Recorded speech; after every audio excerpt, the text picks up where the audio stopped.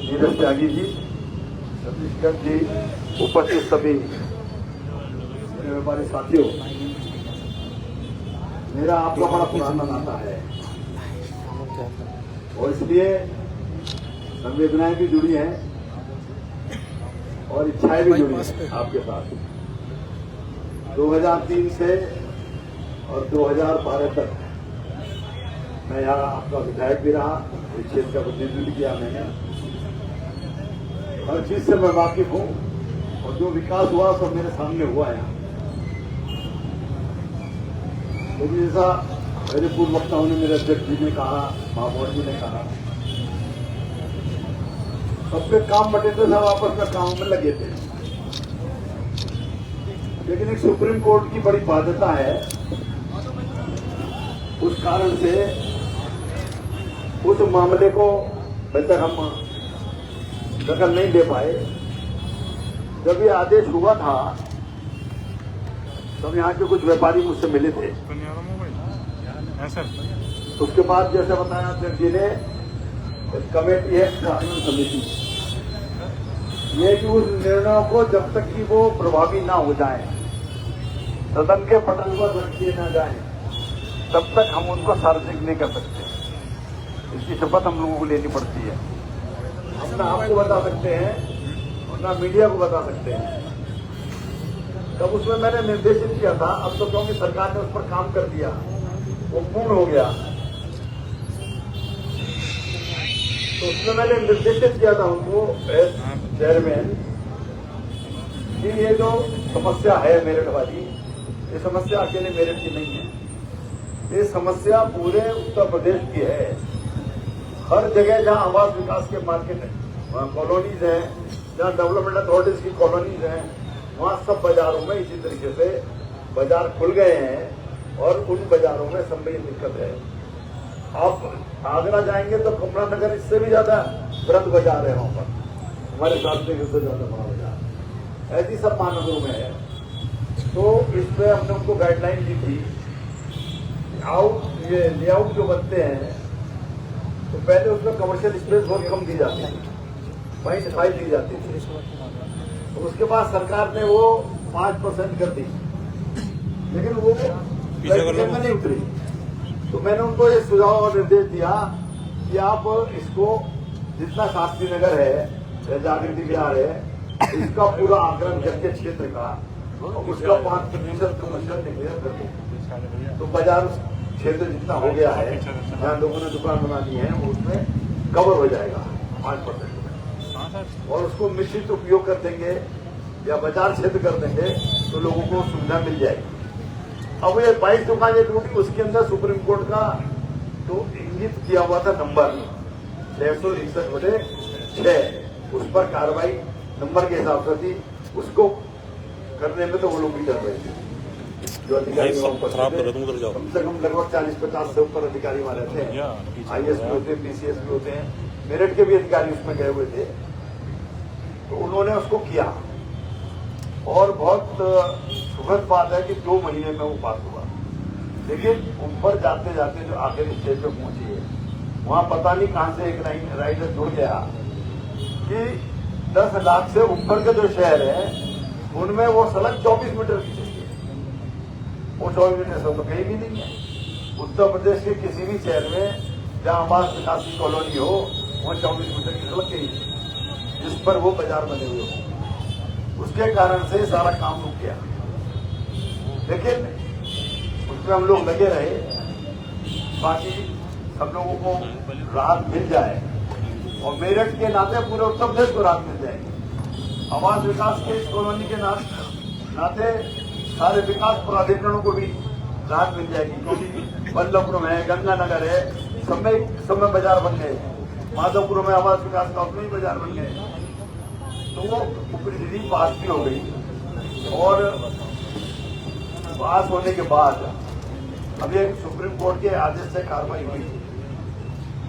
अब कुछ कमी हमारी रह गई कि सुप्रीम कोर्ट में हम शायद प्रभावी रूप से अपनी पैरवी नहीं कर सके। अब जिसकी भी जिम्मेदारी थी वो तो वो सोचेगा उस बात को, लेकिन कल माननीय सांसद जी तो गए लखनऊ, माननीय मुख्यमंत्री से बात करने के लिए। वहां से निर्देश हमको आए और व्यापारी लोग मेरे पास उस वक्त बैठे हुए थे, यहां से सब लोग गए थे, अभी यहाँ है मेरी मित्र। जिलाधिकारी से अध्यक्ष जी ने टाइम लिया था, विवेक जी ने 6:30 बजे, और जब लखनऊ बात हुई तो ये हुआ कि भाई कमिश्नर के यहाँ से मैसेज गया था आयुक्त महोदय के यहाँ से, और व्यापारी उनके पास नहीं जा रहे हैं। अब जिन व्यापारी के पास मैसेज आया और वो मैसेज आप तक नहीं पहुंचा, जो आप लोग का संपर्क उनसे नहीं हुआ, तो मैंने कहा अच्छा मैं लेकर जाता हूँ। तो लखनऊ से संदेश था, क्योंकि सांसद जी वहाँ मौजूद थे, सांसद जी वहाँ बैठे हुए थे। तो फिर मैं व्यापारियों को लेकर कमिश्नर साहब के पास गया। उससे पहले डीएम साहब के पास हम सब लोग सामूहिक रूप से गए। तो कमिश्नर साहब ने सारी मिनट्स को लिखा, जो सब वहाँ बातें हम लोगों ने रखी। हमारे अजय गुप्ता जी के साथ थे व्यापार के, और शास्त्रीगढ़ के वे व्यापारी हमारे साथ थे। जो अधिकारी उन्होंने सब बुलाए और जो मौजूद थे उसमें एमडी के अधिकारी भी थे, नगर आयुक्त भी थे, और यहाँ के आवास विकास के दोनों अधिकारी वो भी उपस्थित थे, एडिशनल कमिश्नर भी थे। तो उसमें जो मुख्य चिंता थी, एक तो इनके पुनर्वास की जो सांसद जी ने आपको बताई, तो उन्होंने महापौर जी ने आपको बताई, उनके पुनर्वास के बारे में 2 स्थान चिन्हित किए गए हैं, जैसा उन्होंने प्रस्तावित किया है। जैसा उचित व्यापारी चाहेंगे उसके हिसाब से महापौर जी उसमें निर्णय लेंगे। दोनों संपत्ति नगर निगम से संबंधित है, तो जैसा आप चाहेंगे वैसा निर्णय लेंगे। सबसे पहली बात जो उसमें हुई है, सेंट्रल मार्केट की शेष दुकानों को वर्तमान में नहीं तोड़ा जाएगा। पहली लाइन है ये। सबसे बड़ा कंसर्न यही था, सबसे बड़ी चिंता की बात यही थी कि जो तलवार चली है डिमोलिशन की 22 दुकानों पर, ये बाकी दुकानों पर ना चले। और इसीलिए सब चिंतित है, इसीलिए आप लोग धरने पर बैठे हैं, बंद करके बैठे हैं। और मैं समझता हूं कि आपके इस अगुवाई से पूरे उत्तर प्रदेश के व्यापारियों को राहत मिलेगी। तो ये तो आप समझ लीजिए कि ये बात तो चिंता आपकी खत्म हो गई कि कोई और दुकान आगे टूटने वाली है, या कोई हथौड़ा या कोई बुलडोजर उसके लिए और आने वाला है। दूसरा ये है कि जैसा मैंने सुझाव दिया था, और हमारे अध्यक्ष जी ने सुझाव दिया था कि इसको बजाज स्ट्रीट का दर्जा दे दिया जाए। एक प्रोविजन है उसमें, वो 24 मीटर वाली भी जो धारा है वो भी लागू नहीं होने की है। शहर में जो मैंने का मास्टर प्लान बना है उसमें कुछ पुराने बाजार बजाज स्ट्रीट के नाम से दिए गए हैं, जैसे कि लाला का बाजार है, घंटाघर है, वैली बाजार है, सुभाष बाजार है, कचहरी रोड है, ये सब बजाज स्ट्रीट में दिए गए। तो बजाज स्ट्रीट में बजाज स्ट्रीट के लगे लगे दुकानें उसके अंदर अप्रूव होती है, पास रहती है। और हमारा तो पुराना काम करने का जो व्यापारियों का तरीका था, नीचे दुकान और ऊपर मकान। मंडी में भी ऐसे था, बाजारों में भी ऐसे था। तो वो जो हमारी सामाजिक व्यवस्था है वो कैसे टूट जाएगी? अब भी ऐसा ही है। तो बजाज स्ट्रीट का दर्जा दिया जाएगा। बजाज स्ट्रीट के अंदर 12 मीटर की सड़क होनी जरूरी है। 12 से ऊपर का नहीं है उसमें कि 18 हो, 24 हो। तो हमारा ये तो 18 मीटर की सड़क है, और अंदर की सड़कें जो हमारी 12 मीटर है वो सब उसमें। अब 9 मीटर वाला जो है, मुझे सब जानकारी है, 9 मीटर की सड़कों का वो जो भवन उपविधियां बदली गई है, जिसमें 24 मीटर वाला या 10 लाख की आबादी वाला राइडर लगा है, उसमें वो 9 मीटर पे भी कमर्शियल अलाउ है। लेकिन 10 लाख की आबादी का राइडर उसमें लग गया। एक लाइन जैसे इसमें है ना, सेंट्रल मार्केट की 6 दुकानों को नहीं तोड़ा जाएगा, तो वो केवल 10 लाख की जो राइडर लगा वो हटवाना है, 10 लाख सब हटवाना है। उसके लिए तय हुआ कि मैं विधायक के नाते, सोमेंद्रिया नहीं है, मैं बैठक में था, वो विधायक प्रस्ताव दे सकते हैं संशोधन का, तो मैं विधायक के नाते उसमें संशोधन प्रस्तुत कर दूंगा माननीय मुख्यमंत्री जी को। तो मेरी प्रमुख सचिव से बात हो गई है और सोमेन जी से बराबर टेलीफोन पर बात हो रही है। अब भी हम यहाँ आए हैं तो सबकी बात बराबर हो रही है और सोमेन जी भी बराबर चिंतित है और उन्होंने पूर्ण सोमेन जी का हाँ जी हाँ मैं आप ही का जिक्र कर रहा था, इतने में आपका फोन आ गया। मैं आपकी बात सुनवा रहा हूँ सबको माइक पर। बोलो, आप संबोधित करो सबको। सभी सम्मानित व्यापारियों को प्रणाम करते हुए सभी यार सामने से हटो यार, एकदम पास तुम्हारे सामने आ जाए। अभी थोड़ा सा ऐसे करो, पीछे आ जाओ, पीछे आ जाओ ना। देखिए माननीय सर्वोच्च न्यायालय का निर्देश था, लेकिन पीड़ा सभी को थी। हम लोग उसी दिन पर लगे हुए थे। कल भी डीएम साहब से, अमित जी भाई साहब ने कमिश्नर साहब से बात करी। हम सब लोग सच में थे और जो पूरी प्रक्रिया हुई है वो आपके सामने सभी पार्टी का नेतृत्व लेकर आया। आप सब हमारे परिवार के लोग हैं, हम पूरी तरह साथ हैं। और अभी जो भी कार्यरत बना है, इसके बाद चाहे हमारे मंत्री मुख्यमंत्री जी से, भाई साहब की प्रमुख सचिव से बात हुई है, हम लोग बात करेंगे। और जो घटना हुई है इसके बाद किसी भी तरह का कोई नुकसान नहीं होगा, ये प्रयास हम लोगों का रहेगा। हाँ, यहाँ पर माननीय सांसद जी हैं, माननीय अध्यक्ष जी हैं, विवेक जी, माननीय सांसद जी मिले हैं, माननीय मुख्यमंत्री से मिले हैं, वो भी बात रखा है। विजय जी भाई साहब हैं, अजय गुप्ता जी हैं, नवीन गुप्ता जी हैं। देखिए वैसा पूरी पार्टी लगी हुई है और ये हमारा परिवार है। बाकी लोग तो राजनीति करने आ रहे हैं, लेकिन हम लोग परिवार के साथ है पूरी तरह से। ठीक है जी, तो हम लोग प्रस्ताव दे देंगे। 10 लाख का ये राइडर जो लगाया गया है, 10 लाख से ऊपर के नगर में 24 मीटर चाहिए तो वो सब घट जाएगा, तो ये 9 मीटर में भी लागू हो जाएगा। देखिए दूसरी बात है कि जो लोग राजनीतिक रोटी सेकने यहाँ आ रहे हैं, तो हमारी सरकार तो 14 में बनी, 2014 से 2017 तक तो उनकी सरकार थी। और हाई कोर्ट का निर्णय जो सुप्रीम कोर्ट ने डिटो किया है, सुप्रीम कोर्ट ने तो डिटो हाई कोर्ट के निर्णय को किया है ना, वो तो 2014 में आ चुका था निर्णय। तो 2014 से 17 तक 2012 में आया था निर्णय, 12 से 17 तक थी, लेकिन हाई कोर्ट के निर्णय के बाद वो कुछ कदम उठा सकते थे। ये राहत जो आज अपनी सरकार ने तय की है वो राहत वो भी दे सकते थे, लेकिन उन्होंने उस बारे में सोचा नहीं उस वक्त, वरना ये नौबत ही नहीं आती। कोई नियम बदल जाते, उसी पर बदल जाते। आवास विकास तो पहले भी था भाई, प्रमुख सचिव आवास पहले भी थे, पहले भी सरकार थी, तो ये तो सरकार को निर्णय लेना होता है।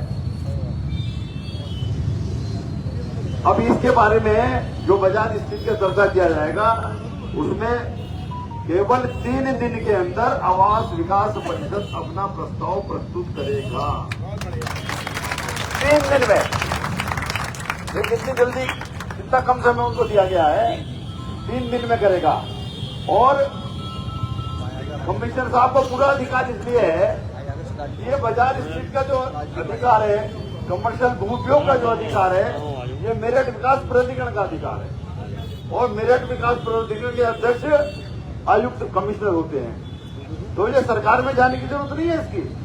ये यही मेरठ एमडीए के बोर्ड में मीटिंग करके और उसको पास कर दिया जाएगा कि शास्त्री करके ये बाजार या माधोपुरम के ये बाजार स्थित डिक्लेयर कर दिए गए हैं। वो प्रस्ताव रखा जाएगा और प्रस्ताव पास हो जाएगा, तो आपका काम बन जाएगा।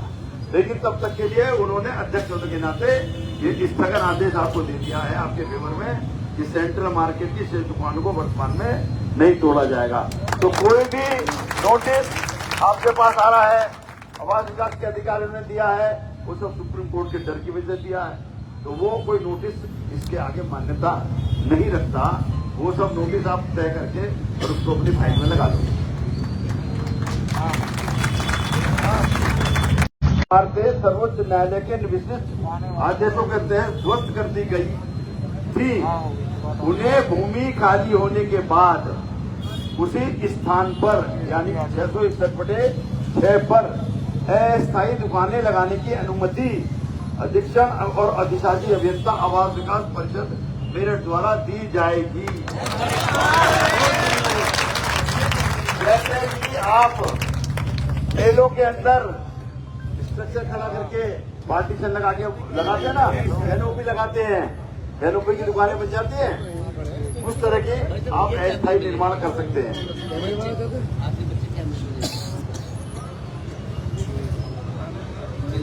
सब लोग कहते हैं प्रस्ताव हुआ संविधित भूखंड के स्वामित्व के विषय में। ये बात इसलिए है कि देखो, जहां से रोजी रोटी, मैं समझता हूं और जानता हूं इस बात को, इन 22 में ऐसे परिवार भी हैं या जिन पर तलवार लटकी हुई थी, उनमें बहुत सारे ऐसे परिवार भी हैं जो 47 में भी एक बार रोजगार ऊपर आए थे, अपना पाकिस्तान छोड़कर यहाँ आए थे और यहाँ आकर बसे और मेहनत करके दोबारा खड़े हुए हैं, अपने परिवारों को दोबारा खड़ा किया है। आज फिर वो 22 में वो शामिल हो गए, फिर उनके व्यापार खत्म हो गए। तो हमारे माननीय अध्यक्ष जी ने ये कहा कि ये संवेदनाएं जुड़ी होती हैं जगह से। आज भी अगर हम अपना मकान बदल लेते हैं और वो पुराने शहर में जाते हैं तो देखते हैं कि भाई अपना पुराना मकान, हमारा जन्म जहाँ हुआ था, जहाँ हम रहे थे, वो कैसा है जरा देख दो। हमारे यहाँ के बच्चे भी लाला के बाजार के घर में जाते हैं, उनसे कहते हैं अपने सर्राफ जो है आनंद जी, तो परिवार से भैया से इधर हमें अंदर से दिखवा दो कैसा है। तो संवेदनाएं जुड़ी होती हैं, तो इसलिए उनको वहीं दुकान करने की अनुमति दे दी जाए जब तक कि महापौर जी जो व्यवस्था दे रहे हैं वो व्यवस्था कोई हो जाए। तो उसमें लगा कि साल 1.5 साल लगेगा दुकानों को फिनिश होने में, बिल्डिंग का कंप्लीशन सर्टिफिकेट आएगा, उसके बाद बिल्डिंग अलॉट होगी, सरकार अनुमति देगी, तो तब तक उनको अस्थायी व्यवस्था वहां पर अपना व्यापार करने की दे दी जाएगी। संबंधित भूखंड के स्वामित्व के विषय में दाखिल खारिज की प्रक्रिया नवीन मानचित्र की स्वीकृति आदि पर प्राथमिकता के आधार पर आवास विकास परिषद द्वारा की जाएगी। जो भी उसका टाइटल का इशू है, किसके नाम में है, किसके नाम में ट्रांसफर हुआ, किसके नाम में ट्रांसफर होना है, तो जो भी उसका मानचित्र दाखिल करेगा उस पर की जाएगी। और जब ये लैंड यूज उसका बदल जाएगा तो उस पर दोबारा से फिर कमर्शियल बिल्डिंग दोबारा से बन सकेगी। तो जिनका उसके अंदर जुड़ा है, उन्होंने पैसे दिए हैं 22 लोगों ने, तो फिर वो उसके हकदार अपने हिस्से के दोबारा से हकदार होकर काबिज हो जाएंगे।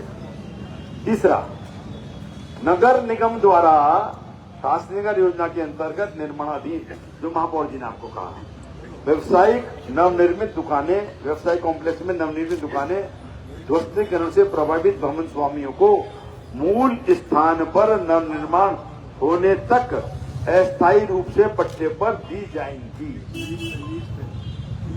लीज, पट्टे का मतलब लीज पर, किराया मान लो। 2 स्थल हैं, एक अभी हमारे यहाँ के अध्यक्ष जी ने, जितेंद्र भैया ने, ये अट्टू भैया ने प्रस्तावित किया था कि यहाँ पर एक भूखंड है 1000 गज का बिजली घर वाला, हाँ ये है बिजली घर वाला। तो इसमें भी अगर उनके लिए दुकानें बना दी जाएं 22 दुकान वालों के लिए, तो एक ये स्थान ये या एक स्थान वो, हाँ जैसा आप लोग फैसला करेंगे हम तो उसको मानेंगे।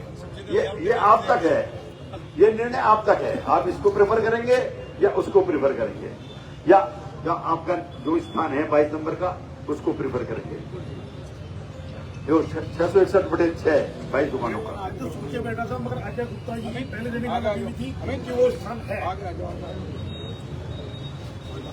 2 स्थल हैं जिनका चयन आंतरिक चर्चा के बाद किया जाएगा। पट्टे की अवधि नगर निगम द्वारा तय की जाएगी। ये तो आपसी वार्ता आपसे सब तय हो जाएगा। ये इतनी बातें वहां तय हुई थी और ये शुरुआत माननीय सांसद जी, जो माननीय मुख्यमंत्री जी के पास 5 बजे का लगभग समय था आपका, 5 बजे ये बैठे थे। उसके बाद ये फिर तेजी से सब चक्र घूमा।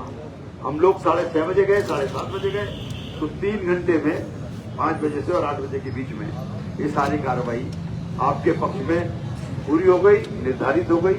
ये बात ठीक है कि जो माननीय सुप्रीम कोर्ट का आदेश था, कल उसकी तारीख थी, उसके तारीख के 4 बजे तक का इंतजार भी करना था 5 वहां का, कि क्या आदेश करते क्या नहीं आदेश करते सुप्रीम कोर्ट का कुछ पता नहीं। कुछ लोग पीछे लगे हैं, उल्टा सीधा लिखते हैं, उल्टा सीधा बोलते हैं। तो वो तारीख भी कल पूरी हो गई और तारीख में कोई सुनवाई नहीं होनी थी। ये आया ना सामने की तारीख लग गई है, कल वहां तारीख पर अटेंड नहीं हो पाया। इनको तो अपनी रिपोर्ट प्रस्तुत करनी थी।